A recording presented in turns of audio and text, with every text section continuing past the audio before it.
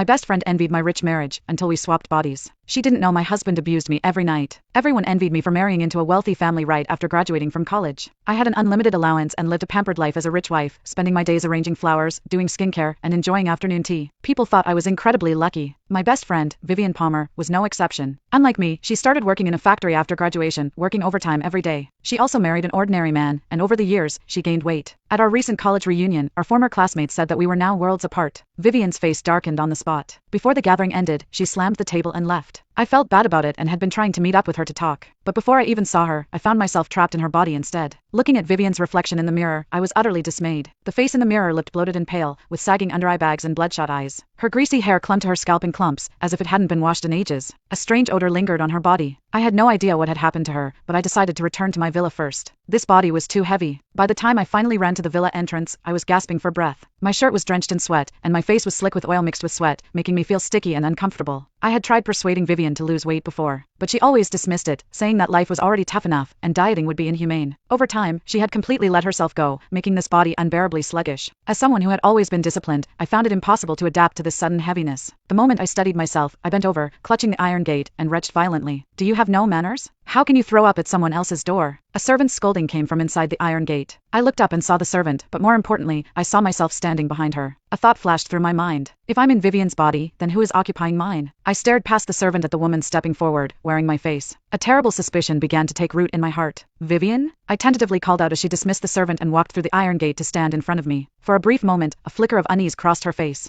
I was right. Vivian and I had swapped bodies. Before I could demand answers, she smirked and pointed at me with undisguised glee. "From today onward, you are Vivian, and I am Jeanette Yates. From now on, your rich wife's life is mine now." I was furious. "What did you do?" "Just a little trick to swap our bodies. Your happiness now belongs to me. And as for you, you can rot away in my miserable life." Vivian's expression twisted with crazed excitement. Her words became even more brazen. "Don't even think about switching back. As long as I refuse, you'll never get your body back. Just accept it. Even if you tell others the truth, no one will believe you. And if I wanted to get rid of you, it would be as easy as crushing an ant." I fell silent, staring at Vivian's smug, distorted face, my heart a tangled mess of emotions. We had been best friends for so many years. It would be a lie to say I wasn't hurt. But I wasn't ready to give up just yet. I reached out, grabbing her hand, still speaking gently. "Vivian, my life isn't as happy as it seems, and yours isn't as bad as you think. We don't have to do this." Vivian shoved me away harshly, her face dark with anger. "Stop lying to me. This is the happiest I've ever been." I gazed at the face that used to be mine. Finally, I sighed and asked, "Are you sure you want to go through with this?" "Of course. I went through so much trouble to swap with you. Even if I die, I'll never give this body back." Vivian's tone was resolute. "All right." I agreed without hesitation. Seeing the momentary shock on her face, I nodded firmly and said seriously, "From today onward, Jeanette's life is yours." From now on, she